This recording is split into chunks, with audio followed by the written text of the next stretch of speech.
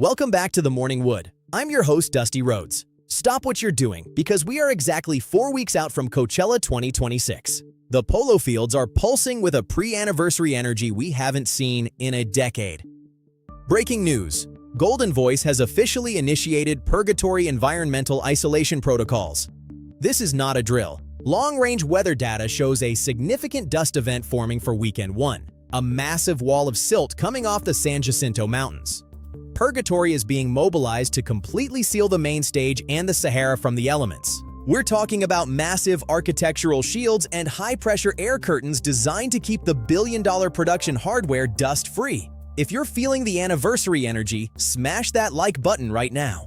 It's time for your Daily Big 4 update. The data leaks from the rehearsal spaces in LA are coming in hot.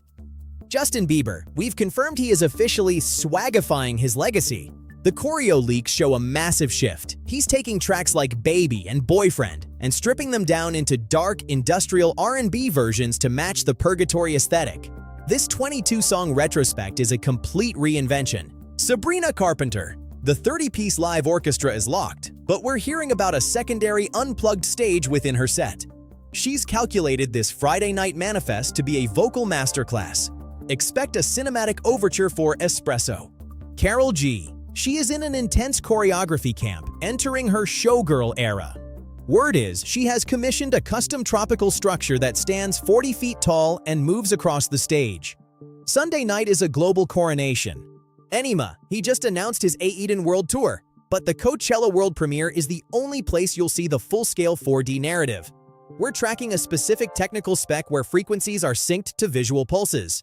This is the future. Let's go deep into the Mohave stage. For the 25th anniversary, this isn't just a tent, it is the Silver Jubilee Bridge. Historically, the Mohave has been Coachella's high-fidelity beacon, the place where the sound is so clear you can hear the artist's breath. It is the technical and emotional link between the massive digital spectacles and the raw analog chaos. For 2026, the Mohave has been structurally reinforced to become the hardware nexus. The engineering behind the Mohave this year is unprecedented. While the Sahara focuses on visual saturation, the Mohave focuses on acoustic purity.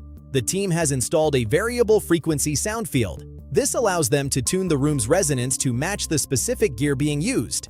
For 9-inch Noize, this is critical. We're talking about the massive collaborative power of Trent Reznor and Alex Rita. This is a no-fly zone for laptops. They are bringing in vintage Buchla systems and a custom-built Eurorack wall that looks like it belongs in a sci-fi laboratory. Most festivals are too scared to run this gear because it's temperamental. Oscillators drift, cables fail, and power surges can fry a $50,000 module in seconds.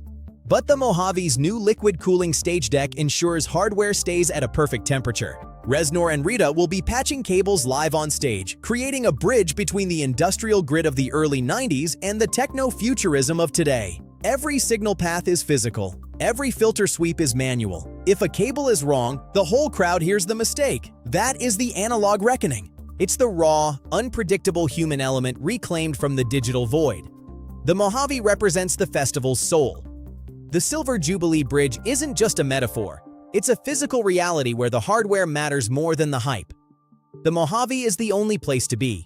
Time for today's Coachella pro tip. Hydrate. Keep that water bottle full and hit the refill stations early. And don't forget your bandana, because the Coachella cough is very real, especially with this dust event coming in. Stay cool, stay covered, and keep the energy up. Now, let's talk about Sunday's real wrecking ball. The Chats. Formed on the Sunshine Coast of Australia, this trio coined the term shed rock to describe a sound born in a literal backyard shed. While the rest of the 2026 lineup is obsessing over LiDAR tracking and 4D spatial audio, the Chats are here for one thing: the raw, snotty, unrefined energy of a pub feed. They are the vital human error in a festival that has become a technical fortress. Their sound is hasty, crude, and unapologetically sparse. We're talking about a bass tone recorded through a broken toaster and drums that hit like a sledgehammer. They aren't here for the multi-sensory narrative, they're here for Smoko. Let's break down the shed rock philosophy. It's about celebrating the mundane and the blue collar. It's about the price of smokes, the quality of a schnitzel, and the universal frustration of being told what to do. The Chats are a mullet-wearing middle finger to the polished aesthetic. They are the direct descendants of the Cosmic Psychos and the Saints, carrying the torch of Australian punk that values a good laugh and a loud riff over a social media strategy. On the Sunday bill, they share the Polo Fields with Karol G and Iggy Pop. Think about that transition. You go from a $30 million tropical pop spectacle to three guys in mullets playing a song about identity theft at a relentless 101 miles per hour. That is the true beauty of the Silver Jubilee, the clash of high art and lowbrow. The technicals? Precisely zero modular systems. No buchla, no MIDI, no sync track. Matt Bogus doesn't use a click track. He just hits the snare until his hands bleed. Eamon Sandwith's bass isn't a high-fidelity instrument. It's a weapon of mass distortion. They are the ultimate antidote to the digital age, a reminder that you don't need a supercomputer to make 100,000 people lose their minds. They are the sound of the old Coachella. It's snotty, it's fast, it's ugly, and it's absolute shed rock history. But as we close out episode 8, remember the most important data point. Be kind and be patient. Look out for the person next to you. We are all in this together, chasing the same desert frequency. I'm Dusty Rhodes. Stay hydrated, stay sharp, and I'll see you at the Disco Shark.